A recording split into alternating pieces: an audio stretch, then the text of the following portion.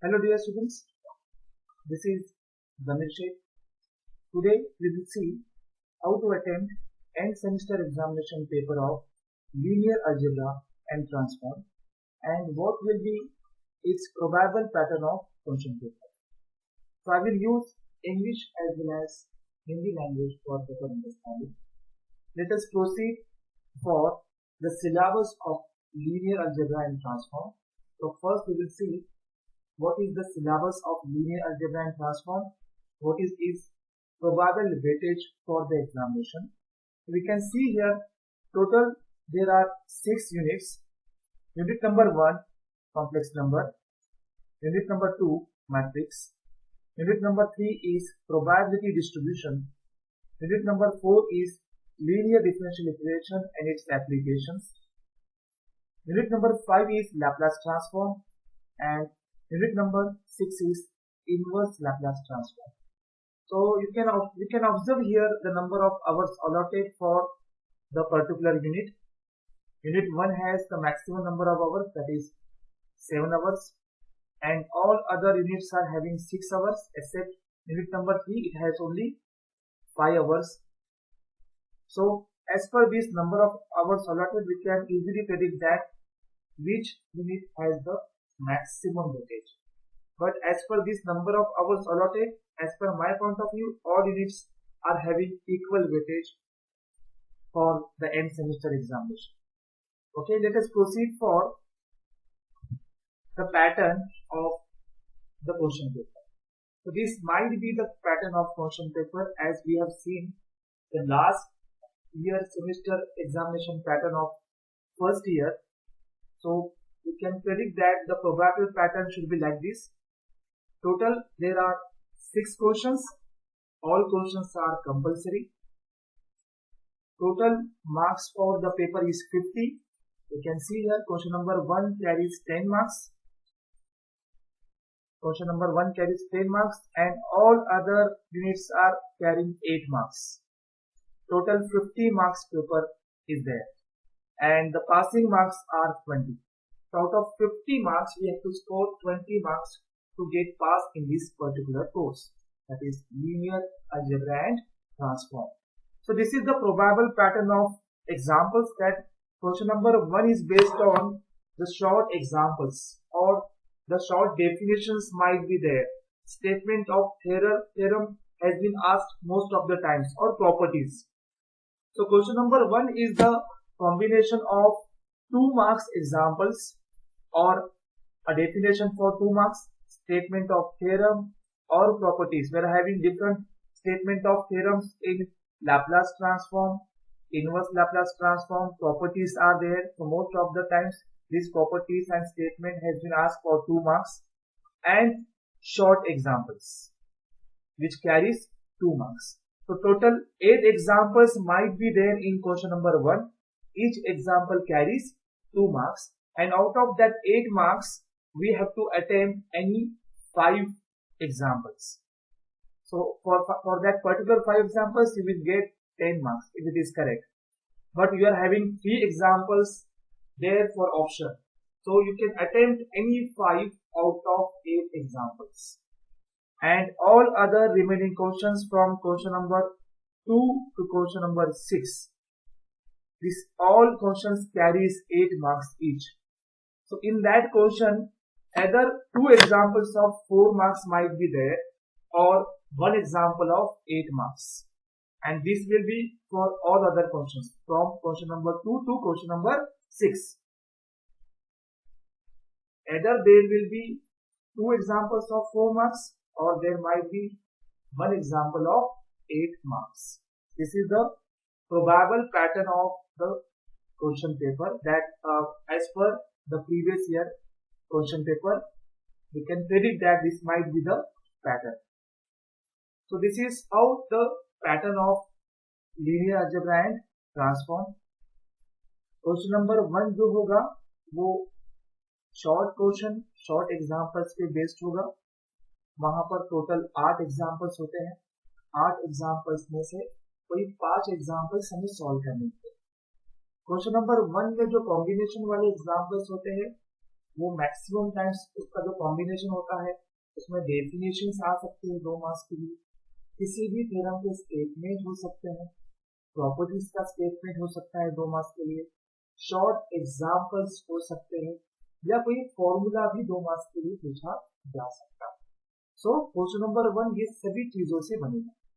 सो 2 marks के लिए जो शॉर्ट एग्जाम्पल्स हो गए या डेफिनेशंस हो गए या थ्योरम्स हो गए, जैसा कि हमने देखा है लैपलास ट्रांसफॉर्म में बहुत सारे प्रॉपर्टीज और थ्योरम हम यूज करते हैं एग्जाम्पल सॉल्व करने के लिए। तो कुछ प्रॉपर्टीज और थ्योरम्स वहां पर हो सकते हैं 2 मार्क्स के लिए, शॉर्ट एग्जाम्पल्स हो सकते हैं हर एक यूनिट पर 2 मार्क्स के लिए, डेफिनेशंस हो सकते हैं। तो we have to prepare all this examples. मतलब अगर आपने प्रिपेयर कर लिया सभी फ्रॉम यूनिट 1 टू यूनिट 6 सभी डेफिनेशंस आपने अगर लिस्ट आउट कर दिए, सभी स्टेटमेंट ऑफ थ्योरम आपने लिस्ट आउट कर दिया और अच्छे से प्रिपेयर कर लिया, and all other short examples. देखिए अगर हम पूरे यूनिट की प्रिपरेशन कर रहे हैं 5 मार्क्स के एग्जाम्पल्स हो, 1 मार्क्स के एग्जाम्पल्स हो या 4 मार्क्स के एग्जाम्पल्स हो, अगर हमने प्रिपरेशन की है तो ऑटोमेटिकली उसमें 2 मार्क्स के एग्जाम्पल्स कवर हो जाते हैं।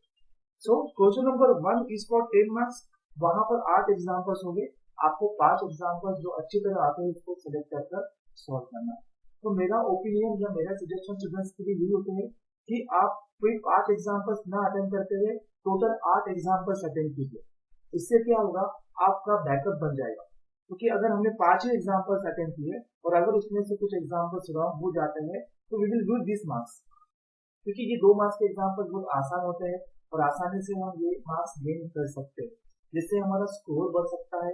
जो स्टूडेंट्स वीक है उनका स्कोर अच्छा हो सकता है, वो पासिंग मार्क्स से आगे बढ़ सकते हैं, पासिंग मार्क्स तक आराम से पहुंच सकते हैं। तो ये हमें याद रखना है कि क्वेश्चन नंबर 1 के 10 मार्क्स नहीं जाने चाहिए। इसके लिए क्या करना है, टोटल 8 एग्जाम्पल दिए हुए तो 8 की 8 एग्जाम्पल्स आप अटेंड कीजिए अच्छी तरह, जिससे फायदा क्या होगा कि 3 एग्जाम्पल्स बैकअप में होंगे। अगर कोई 1 या 2 एग्जाम्पल्स रॉन्ग भी हो जाते हैं तो बैकअप वाले एग्जाम्पल जो आपने सॉल्व किए होते हैं अगर वो सही हो जाते हैं तो आपको ये टोटल 10 मार्क्स सेव हो जाते हैं। So this 10 marks is very important of question number 1. Then from question number 2 to question number 6 इसमें एक तो 4-4 मार्क्स के 2 एग्जाम्पल्स हो सकते हैं या फिर कोई एक ही एग्जाम्पल 8 मार्क्स का हो सकता है, depending on the type of examples are there. हमने सिलेबस पढ़ा है, हमें पता है कौन से वाले कितने लेंथ के एग्जाम्पल्स हो सकते हैं। 8 मार्क्स के लिए कौन सा एग्जाम्पल का लेंथ बैठ सकता है, 4 मार्क्स के लिए कौन सा एग्जाम्पल बैठ सकता है। तो 4 मार्क्स के तो 2 एग्जाम्पल होंगे या 8 मार्क्स का कोई एक ही एग्जाम्पल होगा from question number 2 to question number 6। Each question carry 8 marks.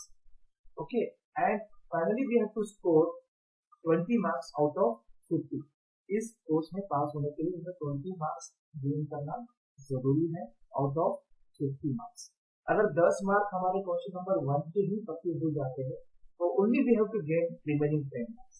तो अगर क्वेश्चन नंबर 2 से 6 तक भी आप अटेंड करते हो सही तरीके से क्वेश्चन, तो स्टेप्स के मार्क्स मिलते रहते हैं, स्टेप्स के कुछ ना कुछ मार्क्स मिलते रहते हैं स्टूडेंट्स। इसलिए मेरा बोलना ये है कि क्वेश्चन नंबर 1 के 10 मार्क्स फिक्स कर लो और बाकी पूरा पेपर अटेंड करके आना है, ये हमें टारगेट रखना है। कोई भी यूनिट स्किप नहीं करना है। अगर कोई यूनिट आप स्किप करते हो तो उसके मार्क्स चले जाएंगे, क्योंकि हर एक यूनिट पे प्रोबेबल 8 to 10 मार्क्स फिक्स होते हैं। अगर कोई यूनिट आपने स्किप किया तो उसके मार्क्स आपके चले जाएंगे। So that's why I'm telling that don't skip any unit or any point. This is just because अगर कोई यूनिट हम छोड़ते हैं तो उसमें मार्क्स चले जाएंगे। हर एक यूनिट को 8 से 10 मार्क्स का वेटेज होगा। Okay, so this is all about the pattern of question paper of linear algebra and transform. This is the pattern of question paper. Question number 1, it carries 2 marks each. Total there are 8 examples. You can see there from A to H. Total there are 8 examples in question number 1. Each question carries 2 marks. So total out of that 8 examples we have to answer any 5, कोई 5 examples हमें solve करना है। पर जैसा कि मैंने आपको कहा है कि one should attend all 8 examples. अगर ये सभी 8 एग्जाम्पल्स आप अटेंड करते हो तो आपके पास बैकअप में 3 एग्जाम्पल्स होते हैं और ये 10 मार्क आप आराम से गेन कर सकते हो। और ये 10 मार्क्स आराम से अगर मिल गए तो बाकी क्वेश्चन नंबर 2 से लेकर क्वेश्चन नंबर 6 तक आपको पूरे क्वेश्चंस अटेंड करना जरूरी है, because all questions are compulsory.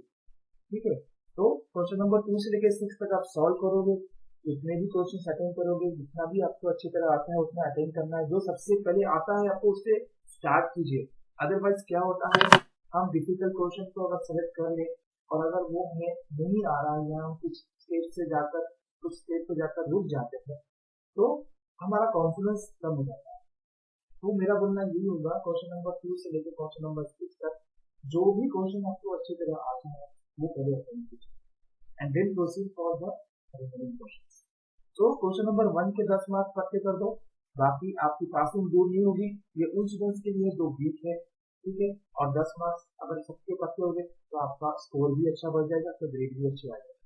So you can see यार क्वेश्चन नंबर 2 में प्रोबेबल यहाँ पर एक तो 4-4 मार्क्स के 2 क्वेश्चन हो सकते हैं, 2 एग्जाम्पल्स, या और में दिया जा सकता है एक तो और के पहले के 2 एग्जाम्पल सॉल्व करो या और के बाद के 2 एग्जाम्पल सॉल्व करो।